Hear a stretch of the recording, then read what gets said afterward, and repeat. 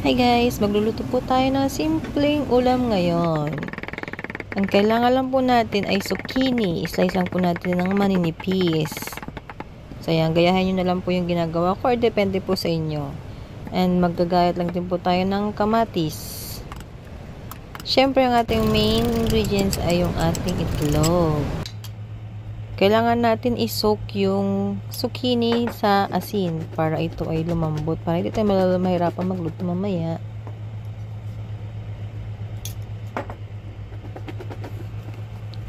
Babad lang natin siya ng mga 5 minutes and then iwawash po natin siya ng water and pigaan ng konti.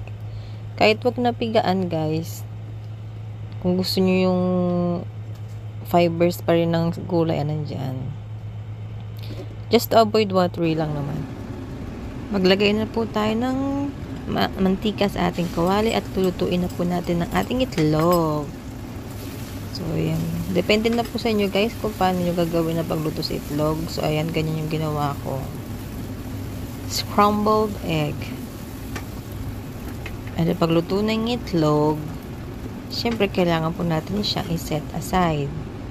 At gigisahin na po natin ng ating zucchini. So guys, pwede rin kayo maglagay ng sibuyas or bawang dyan.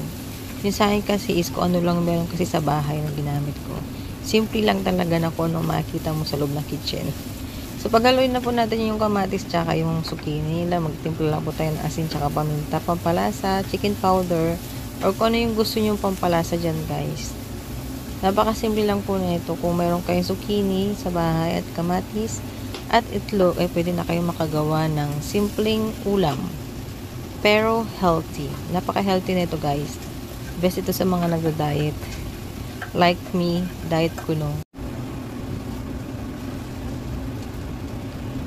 Pagkalipas ng mga ilang minuto, ayan, lagyan lang po natin ng garlic, fried garlic. Like sabi ko nga sa inyo kanina, is pwede nyong lagyan ng mag-isa kayo ng sibuyas tsaka bawang. So sa akin kasi meron akong fried garlic kaya yun yung pinalas ko. Ang pinatimpla ko pala dyan guys ay oyster sauce. So kayo na po bahala po ano yung panlasa nyo. And last po natin nilalagay ang ating itlog and mix lang po natin ng mabuti. At ayan, meron na po tayong pang ulam ngayon. Maraming salamat po sa nanonood. Thank you!